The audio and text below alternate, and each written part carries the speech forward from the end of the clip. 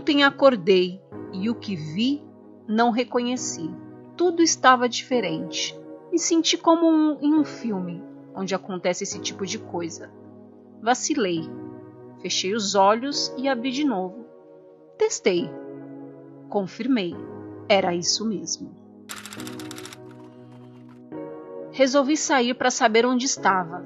São Paulo estava tão diferente, mas algo eu consegui reconhecer. A ladeira da memória, pois olhei para baixo e entre tropeiros mascates, homens e mulheres de pé descalços, avistei o obelisco de Pix.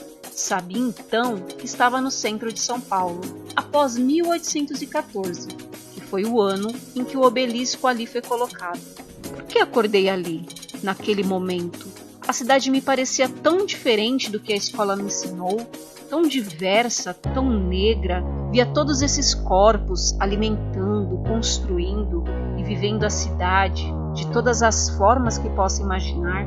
Por que será que dos livros tentaram nos apagar? Descendo a ladeira, me misturando ao ambiente, consegui reconhecer outro lugar, o barracão, que hoje conhecemos como metrô Anhangabaú. Esse barracão serviu como um dos primeiros mercados da cidade, uma espécie de feira livre, onde eram vendidos animais, por exemplo. Essa região era a entrada da cidade para viajantes que vinham do interior. Inclusive, o nome desse lugar, Ladeira da Memória, é em homenagem ao governo que ordenou a construção da estrada de Pix. Já o obelisco de Pix continua em pé e é considerado o monumento mais antigo da cidade. No século XIX, era nesse mesmo lugar que acontecia uma vez por semana um leilão para vender pessoas escravizadas. Por saber disso, percebi que estava ali, em dia de leilão. A cena era assustadora. Pessoas negras acorrentadas, pessoas brancas bem trajadas, caminhando. Era assim que começava esse dia. Analisavam cada um, crianças, mulheres, homens e idosos. Queriam ver seus dentes, sua força física, seu corpo como um todo, para decidir quem comprariam ao meio-dia quando se ouvia o sino da Igreja de São Francisco. Sim, essa mesmo, a da Faculdade de Direito de São Paulo. Este sino marcava o horário da compra de pessoas. Eu estava ali, atordoada com o que via. Meu estômago se embrulhou, quase desmaiei, mas me mantive ali. Já tinham me contado esses horrores, mas nunca imaginei que assistiria. Foi nesse momento que um rapaz apareceu e disse para eu não me assustar, que me mostraria um abrigo. Não sei o que foi, mas ele me trouxe paz. Uma paz que, confesso, senti poucas vezes na vida. E eu o segui, mesmo sem saber para onde. Ele me dizia que ao chegar eu iria me sentir em casa, acolhida. Seguimos em silêncio. Aceno com a cabeça e vamos andando, trilhando pela beira do rio Anhangabaú. A mata dominava e a cada passo tinha mais capim ao nosso redor. Ele me contou que o rio nem sempre foi assim. Faz alguns anos tentaram fechar o rio, mas não deu muito certo não. Tentaram isso para que a gente não conseguisse mais fugir e viver em liberdade. Então ele me pediu para correr e ouvir o rio. Ao chegarmos, ele me disse que ali era nossa casa, onde podíamos viver nossa liberdade, com medo, com atenção e também com mais felicidade, que era bom ser mais livre, estar junto dos nossos, poder cultuar nossos deuses, sem o ódio e a chibata de ninguém, sempre alertas. Me apresentou o quilombo do Saracura, às margens do rio Saracura, onde os brancos não conseguiam nos encontrar. Podíamos cultivar as heranças de nosso povo, nos aquilombarmos, como os nossos ancestrais faziam em Angola, antes de serem sequestrados pelos europeus e trazidos para trabalhar aqui. Lembrei que já tinha escutado sobre esse quilombo urbano em São Paulo. Ele ficava ali, onde eu conheço como o bairro do Bexiga, que hoje é considerado italiano, mas ele é muito mais do que isso. Ele é preto, quilombola e nordestino, que nasceu em 1928 o grupo carnavalesco Caicai, que viria a se tornar a escola de samba Vai Vai, e também abrigou a partir de 1928 a sede do jornal negro O Clarim da Alvorada.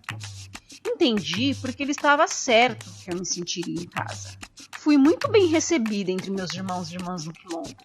Agradeci o acolhimento, o bolo de fubá e o café que me proporcionaram e resolvi seguir meu caminho. Caminhamos pela mata, às margens do rio Saracura, por um caminho seguro, pois nessa época os brancos sempre estavam querendo nos caçar. Continuamos seguindo até que chegamos na Sé, bem diferente da Sé que conhecemos no meu tempo, mas ainda assim a Sé. Entramos em uma rua onde avista uma igreja e um chafariz à sua frente. Reconheço esse chafariz, sei sua história, conhecido como o Chafariz da Misericórdia. Este foi o primeiro sistema de abastecimento público de águas na cidade de São Paulo. Foi construído no ano de 1793, em frente à Igreja da Misericórdia, por um homem negro, Joaquim Pinto de Oliveira, que muitas pessoas chamam de Tebas, seu apelido. Joaquim veio de Santos, junto com o homem que o escravizava. Trabalhou nas fachadas da Catedral da Sé, da Capela da Ordem Terceira do Carmo e da Igreja do Mosteiro de São Bento. No final da década de 70, conseguiu sua alforria com muito custo. Tebas foi responsável por grandes mudanças nas construções na cidade, lembradas não só em publicações, como também no samba-enredo de Geraldo Filme. Hoje em dia, no nosso tempo, Tebas é reconhecido com mérito pelo Sindicato dos Arquitetos de São Paulo. Reconhecimento esse que veio com praticamente 2 séculos de atraso. Senti a vida pulsar ali. Meu coração se agitava enquanto o rapaz me contava sobre o Largo da Misericórdia e as pessoas que ali buscavam água tanto para suas casas quanto para a casa de quem os empregava. Alguns ainda buscavam para seus senhores, mas ali era um espaço sem senhores. A água era limpa e gratuita. Tinham tempo para conversar, se conhecer, se ajudar, fazer festa, vender seus quitutes e namorar. O questiono sobre a liberdade momentânea que os nossos viviam ali, se não gerava problemas. Ele me contou que sim. Por muitas vezes, as pessoas que moravam na região faziam denúncias para a polícia, reclamando que o nosso povo fazia algazarra e a polícia vinha nos perseguir. Mas também disse que, como era um espaço onde todos se ajudavam, o trabalho dos policiais ficava mais difícil, porque as ajudas eram desde emprestar documentos que provavam a liberdade até esconderijos e caminhos de fuga. Sabia que o medo que os brancos tinham não era da algazarra, e sim da nossa organização. Em 1886, o chafariz foi retirado do Largo da Misericórdia e foi levado para o Largo de Santa Cecília, onde ficou até 1903. Apesar da importância desse chafariz para a história de São Paulo, a última informação que temos sobre ele é que na década de 60 estava enterrado com entulhos e postes de luz públicos abandonados. Estávamos chegando na Irmandade da Nossa Senhora do Rosário, mas antes ele propôs que parássemos para nos refrescar no chafariz da Misericórdia. Bebemos água, lavamos o rosto e caminhamos para a Rua do Rosário, que já foi Rua da Imperatriz e em 2021 é a famosa Rua 15 de Novembro. Ali, seguindo essa rua, conseguia ouvir tambores. Parecia que estava havendo alguma festa. Ele me diz que a Irmandade está comemorando 100 anos e que nos próximos dias teríamos festas. Lembrei das informações que tenho sobre a Igreja da Irmandade, que tinha seu próprio cemitério. Ela ficou pronta em 1737, então estávamos no ano de 1837. Via pessoas negras felizes. Naquele momento, nenhuma delas me pareceu escravizada por nada. Comemoravam entre os seus iguais, como já haviam me falado uma vez. A igreja era repleta de festividades e costumes da população que a frequentava. Tinham as missas, mas também existiam as batucadas. A Irmandade se organizava para comprar a liberdade dos irmãos e irmãs que dela participavam. O Largo do Rosário era muito movimentado, mas assim como o chafariz, pessoas brancas que moravam ao redor faziam denúncias buscando acabar com os ritos negros que ali ocorriam, à vida da Irmandade, algo tão importante para todos nós. aquela rua tão importante para a cidade sendo movimentada por nós. Ele me conta que parte do dinheiro arrecadado com as festas vai para a Irmandade, para ajudar a comprar a liberdade de nossos irmãos e irmãs e para os outros projetos que a Irmandade fazia para o nosso povo. Foi bom ver como cuidamos dos nossos.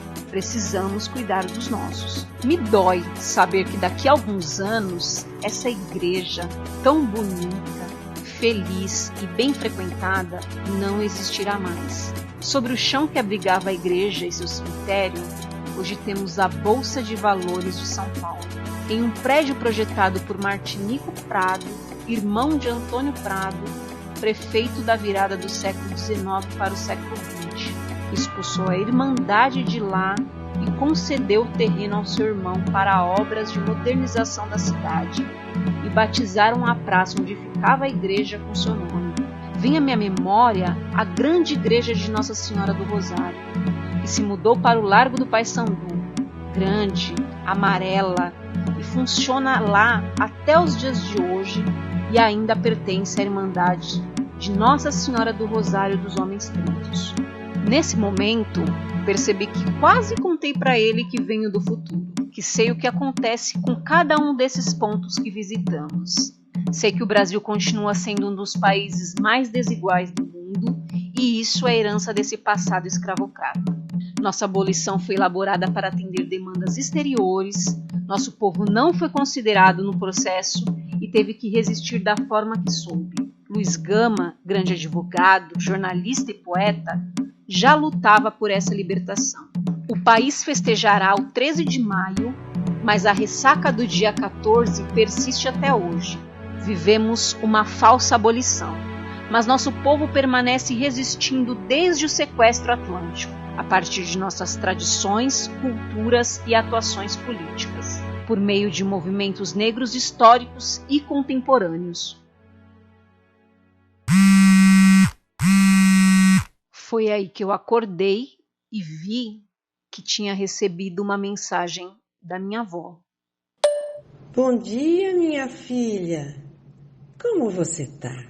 Que Oxalá te abençoe.